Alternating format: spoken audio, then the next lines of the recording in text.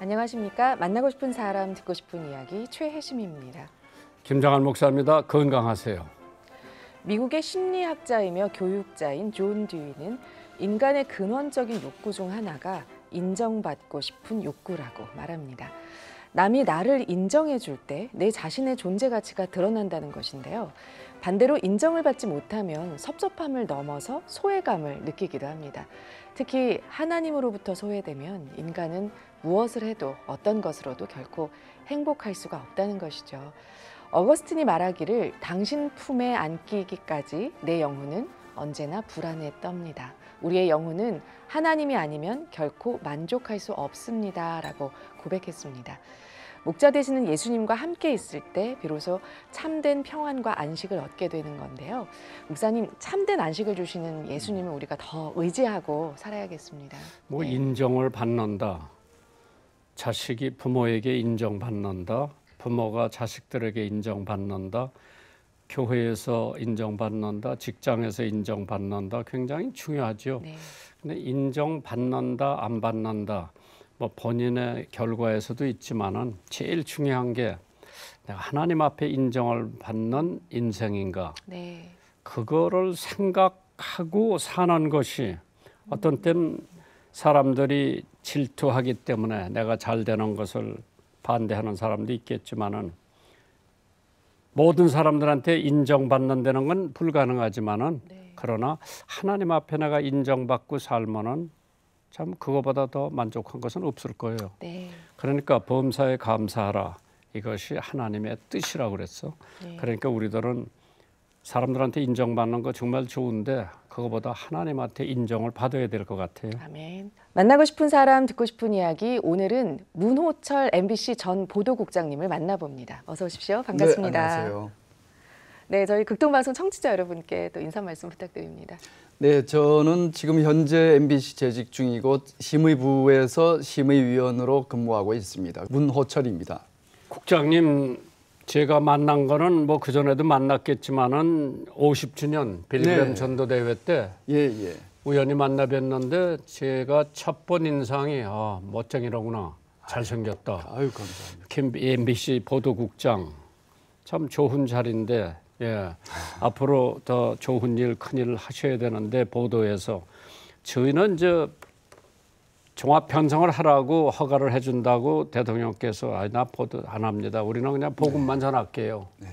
그러나 우리 직원들한테 뭐 KBS, MBC, SBS 뭐 많은 방송들이 있는데 우리가 그 사람들 뉴스에도 못 따라가고 시사에도 못 따라가지만은 그 사람들이 우리가 전하는 복음 방송은 죽었다 살아나도 못 따라갈 거다. 거기에 자부심을 가지고 복음 전하라고 하나님이 세워주셨기 때문에 아주 철저한 복음 전하는 데에 인력을 감당하라. 그러니까 그거를 계속해서 직원들에게 얘기를 하고 있는데 이 보도국에서 자꾸 이렇게 편파적인 보도로 기울어지는 이유가 그 MBC, KBS 같은 경우는 특히 지금 가장 국민들이 볼 때 시선이 곱지가 않거든요. 가장 중요한 부분 중에 하나는 이른바 87 체제라고 하는 그 이후로 대한민국 전체가 그 어찌 보면 좌편향된 움직임이 계속 진행이 되어 왔고. 아니 그런데 제 개인적으로 그런 사상을 가졌다. 그건 자기 개인인데 이걸 공영방송을 통해서 자기 생각을 편향적인 것을 한다고 하는 것은 언론인으로서 그렇죠. 언론이라고 하는 것을 사유화한다고 볼 수 있죠. 우리가 방송을 했을 때 정말 청취자들이 판단할 수 있는 기준을 가지고 있기 때문에 아주 공정한 보도를 해준다, 공정한 설교를 해준다. 그러면 본인들이 판단을 하고 이거 옳다 그러다 그래야 되는데 이 사람들은 아예 이것이 옳다 그러고 그냥 보도를 하는 거예요.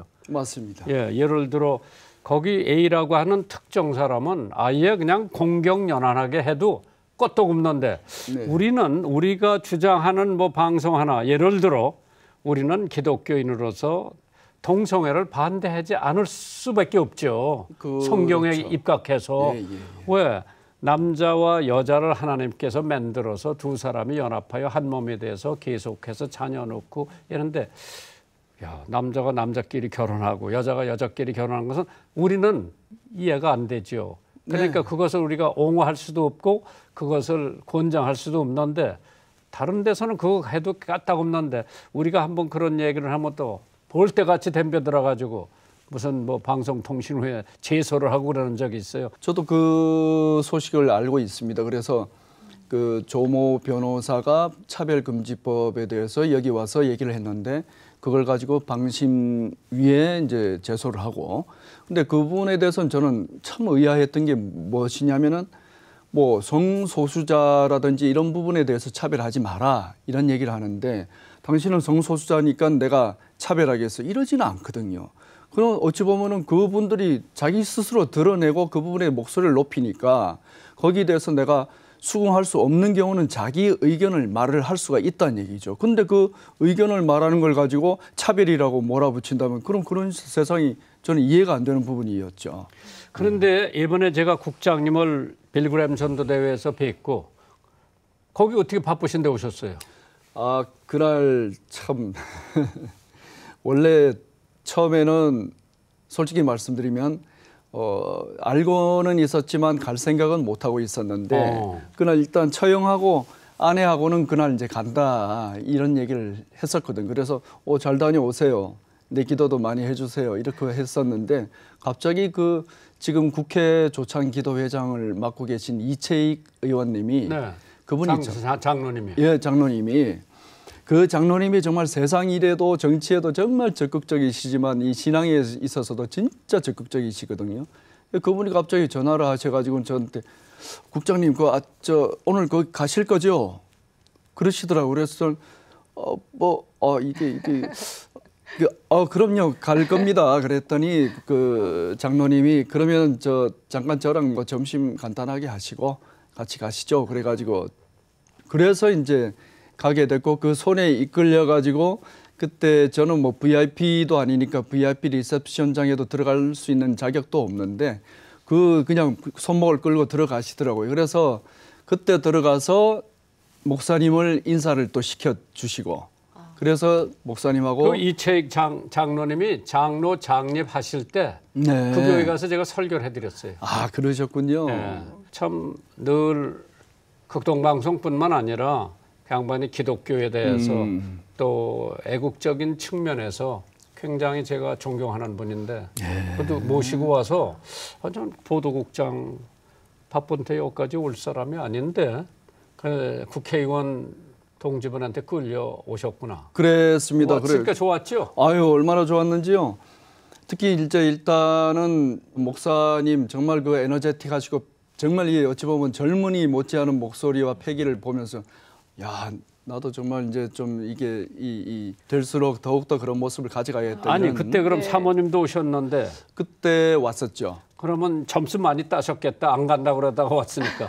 아니 그렇지 않아도 제가 처음에 이제 잘 다녀오시라고 한 다음에 갑자기 전화 받고 나도 갑니다 했더니 왜 깜짝 놀라더라고요. 깜짝 놀랐는데 그 아내하고 처형은 그날 대회를 특히 가고자 했던 목적이 있었더라고요. 그게 뭐냐면은 그날이 73년도 1차 빌리그램 전도대회 하실 때 이제 그때 통역을 맡으셨고 했는데 그로부터 50년이 지난 희년이지 않습니까? 그렇죠. 희년이라고 하는 것은 어찌 보면 종된 자들이 자유를 되찾고 유업을 다시 되찾는 그런 어떤 큰 의미가 있는데 저희 아내와 처형의 그 외증조부께서 1910년 전후로 그때 제주도에 살고 계셨답니다. 그런데 그 당시에 그 1907년에 평양 대부흥 그 불길이 있었지 않습니까? 그래서 장대현 교회에서 있었는데 거기서 평양 장로 신학대학 1기 이기풍 목사님이 제주도에 와서 성례교회를 만드셨거든요. 근데 그 성례교회 신자가 되셨다는 거예요. 그 외정주부께서. 대단한 거죠. 예, 그 당시에.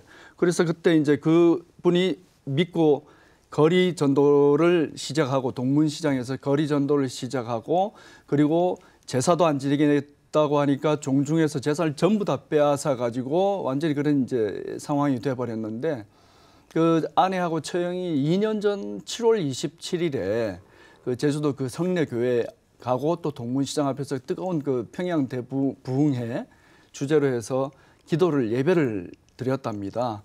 그러면서 그때 드렸던 것이 바로 이 유업을 되찾고 정말 희년의 어떤 그런 부분들에 대한 소망이 있었는데 이번에 빌리 그레함 대회 50주년 대회는 바로 그 희년이기 때문에 그렇죠. 그러한 희년으로 인해 가지고 본인들의 어떤 외증조부와 이런 이어져 온 유업을 다시 되찾고 성령의 대각성의 어떤 그런 불길을 그럼 문호철 MBC 보도국장님은 장가를 잘 들으셨어요? 제가 아까 뭐 이런저런 말씀을 하셨지만 실질적으로 기도응답이라고 하는 거 제일 크게 잘 받은 것은 제가 지금 아내를 만난 거라고 저는 그렇죠. 생각하고 있습니다. 그러면 사모님을 만나기 전에는 교회 안 다니셨어요? 그때 조금 다니긴 다녔습니다만 그냥 뭐 썬데이 크리스천이라고. 그렇죠. 그냥 앞마당에 그냥 왔다 갔다 하는 앞들급 대학생이니까. 근데 사모님은 역대로 신앙에 제가 알기로는 제 아내가 고등학교 다닐 때 여러 가지로 좀 집안 형편도 어려운 상태에서 네. 그 당시 이제 아내가 가고자 했던 곳은 이제 미술대학을 가고자 했었습니다. 그래서 이제 그 당시 제가 얘기를 들으니까 뭔가 할 때 진짜 하나님한테 기도하는 그 시간이라든지 어떤 그런 것들이 정말 그때 마음에 많이 소망이 다가오고 했다고 하더라고요. 그래서 그때 열심히 정말 기도를 하고 열심히 하면서 결국 본인이 원하는 뭐 대학교에. 그럼 사모님을 어디서 만나셨어요? 첫 번째 만남이. 저는 이제 서울법대고요.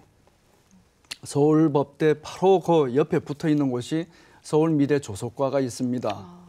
미대가 바로 이제 법대하고 붙어 있어요. 옛날에 동숭동 때부터 그랬다고 하는데 어떤 법대들의 삭막한 이런 정서를 미대생과 음대생의 그런 어떤 감성적인 거하고 조화시킨다는 차원이었는지 법대 미대를 같이 이렇게 붙였거든요. 예.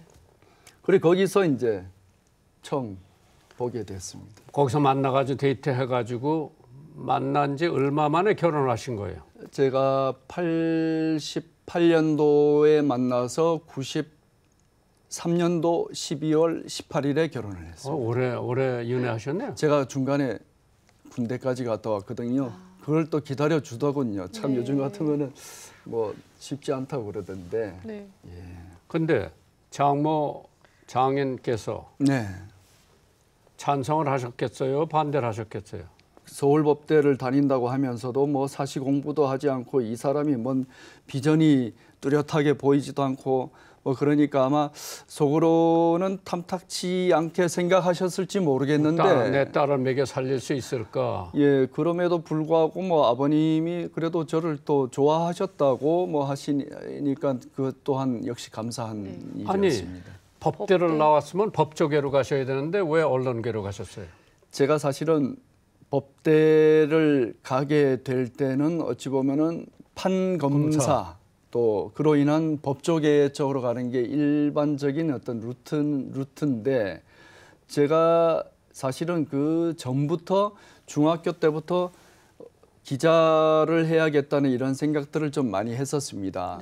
그게 왜 그러냐면 그 당시 이제 작은 형이 언론사, 신문사 기자 시험을 준비를 하고 있었는데 제가 중3 때니까 그 형 얘기가 대학생이니까 기자라고 하는 직업이 가지는 어떤 그 장점 내지 의미 이거를 그때 계속 얘기를 했었습니다. 기자라고 하는 그 사람 직업이라고 하는 것은 그 한 사람으로서의 기자는 약할 수 있지만 그 직업을 가진 기자가 정말 어떤 사회에 대해서 비판적인 목소리도 내고 이 사회에 대해서 정말 제대로 된 정보를 얘기하고 했을 때는 이 나라 전체를 제대로 된 길로 끌고 갈 수 있는 아주 큰 역할을 할 수 있다.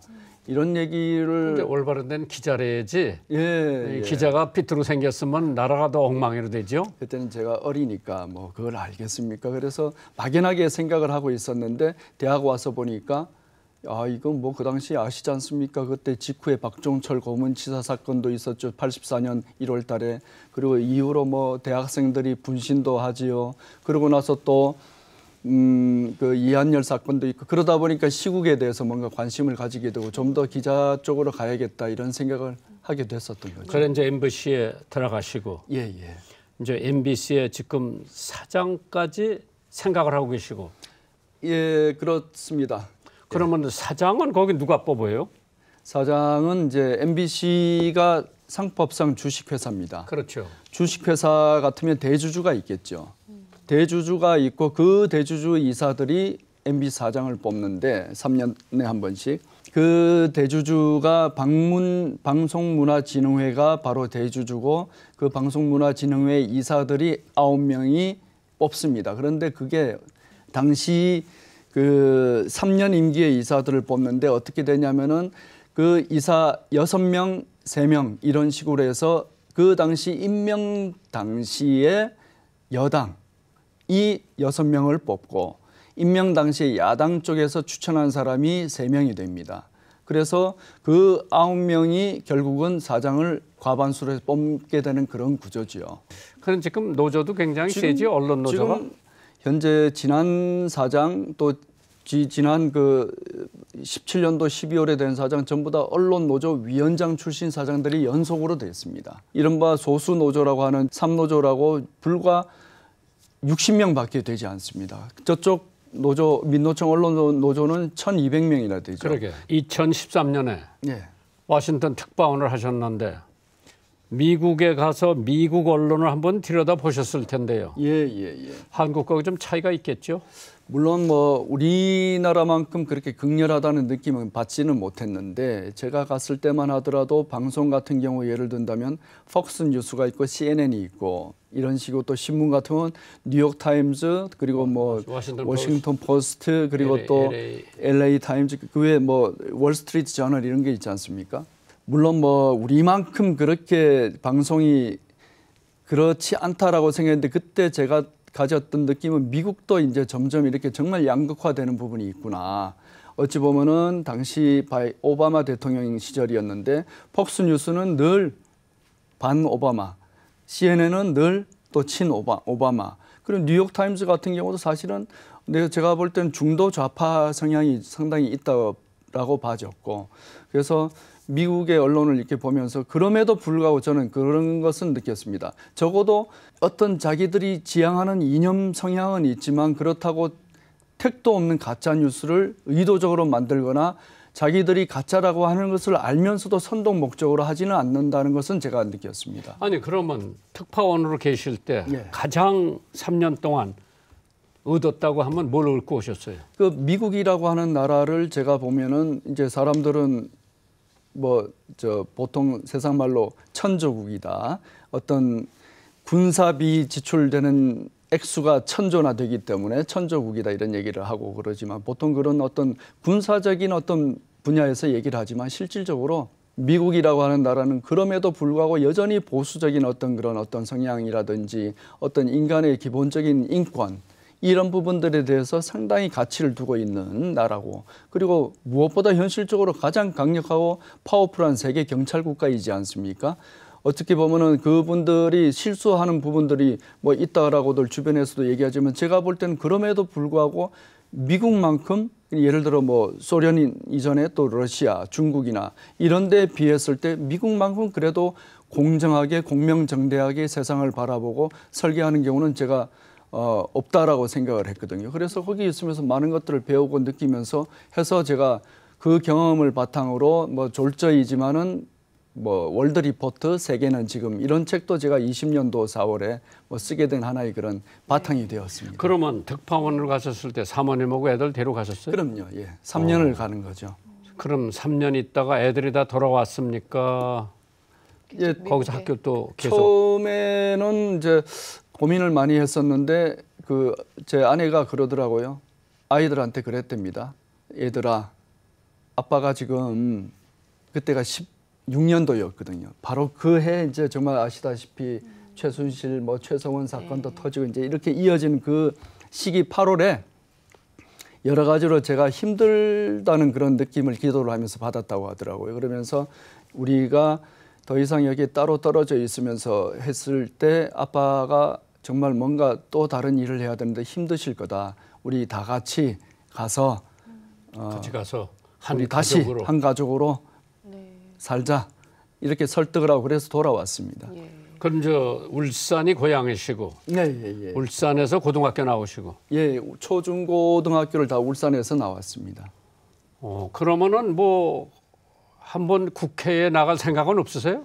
저는 그런 생각은 뭐 해본 적은 없었고요. 그리고 제가 생각한 것은 오로지 정말 언론으로 생각을 해 오면서 이제 최종적인 목적이 사실은 어떤 이유로든지 이 MBC를 바꿀 수 있는데 최선을 다해야 되지 않나 이런 생각을 하는 거죠. 공정하고 중립적이기만 하더라도 저는 많은 걸 바꾼다고 생각합니다. 그럼 사모님께서요. 네.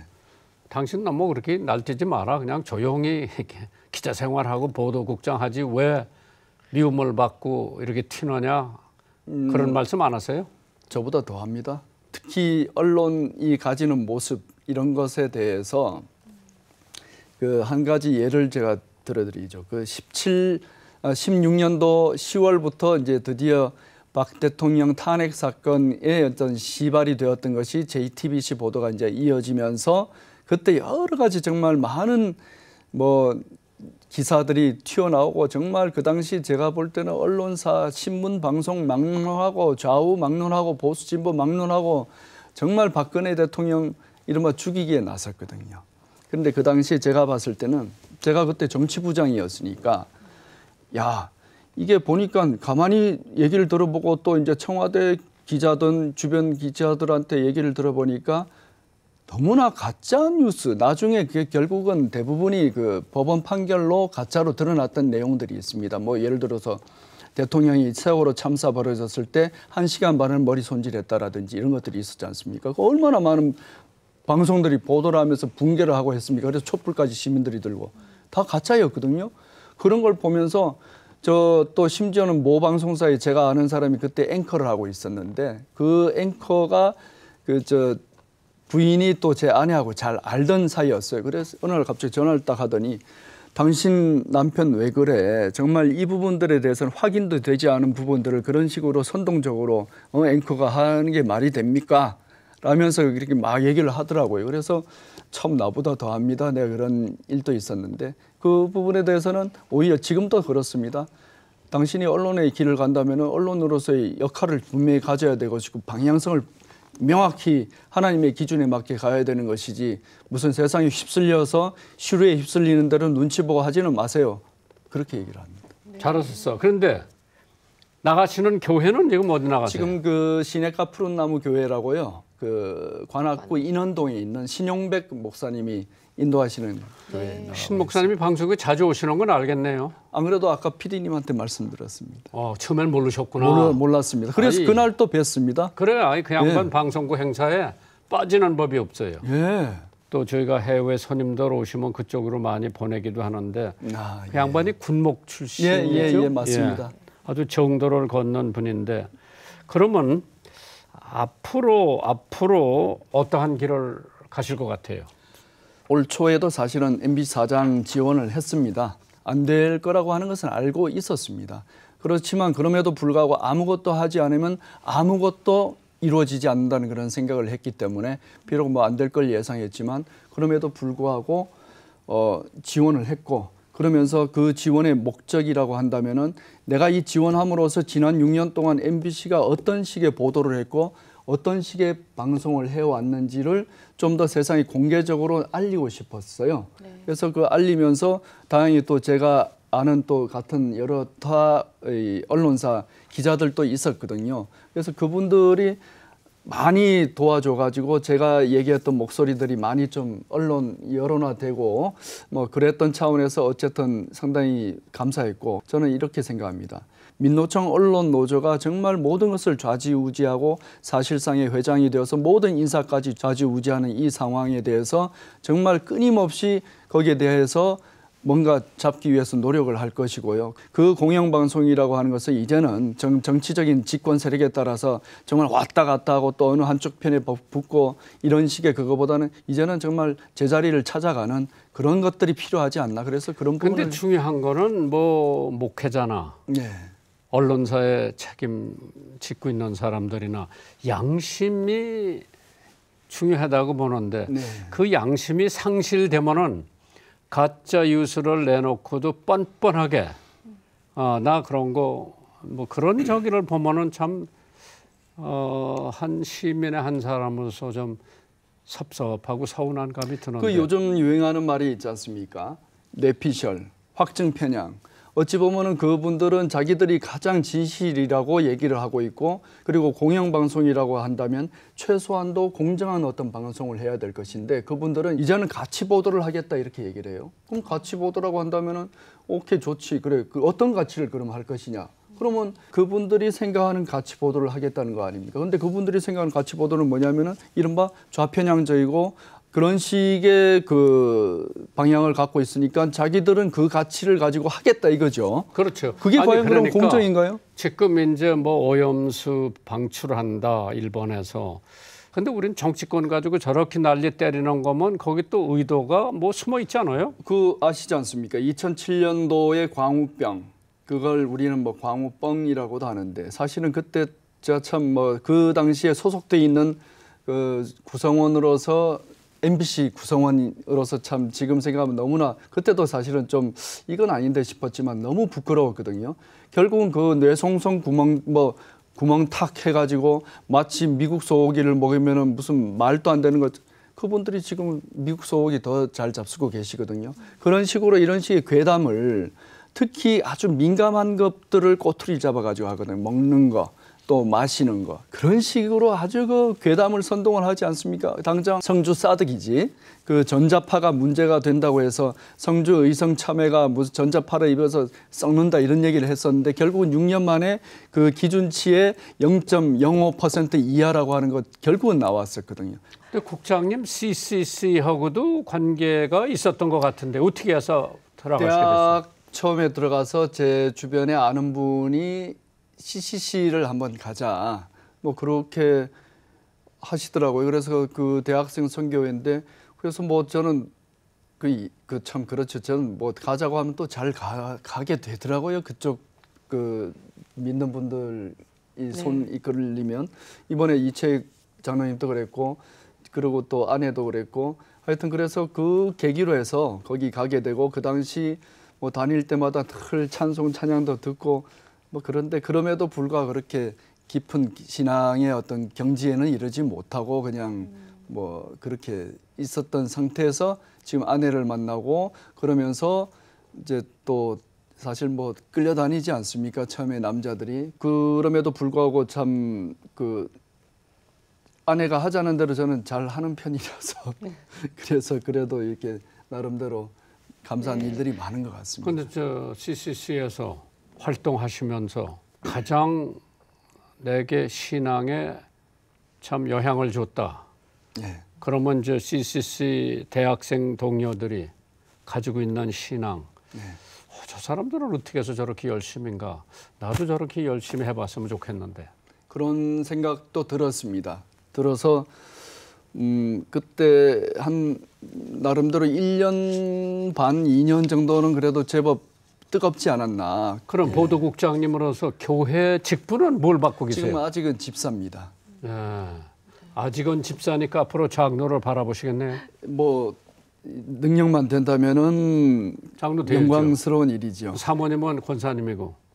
우리 저 아내도 아직은 집사입니다. 집사. 예. 같은 교회. 예, 예. 기타 치시면서 찬양도 많이 하셨다고 들었는데요. 예, 평소에 예. 좋아하는 찬송곡 있으세요? 네. 그 저 만왕의 왕 내주께서. 내주께서 네. 그걸 결혼하자마자 이제 그때는 안양에 살 때인데, 안양에 네. 순복음 저 교회가, 평촌 교회가 있었습니다. 거기서 작은 교회 시작하는 교회라서 거기서 이제 좀 네. 아이들하고 이렇게 찬양 인도도 하고 뭐 네. 그랬었습니다. 오늘 우리 MBC 전 보도국장님과 함께했습니다. 문호철 국장님과 함께한 시간이었는데요. 나와주셔서 정말 감사드리고요. 아유, 말씀 앞으로 또 좋은 일 가득하시길 기도하겠습니다. 감사합니다. 네, 한 주간도 주님 안에서 평안하시길 바랍니다. 만나고 싶은 사람, 듣고 싶은 이야기, 저희는 다음 주 이 시간에 다시 찾아뵙겠습니다.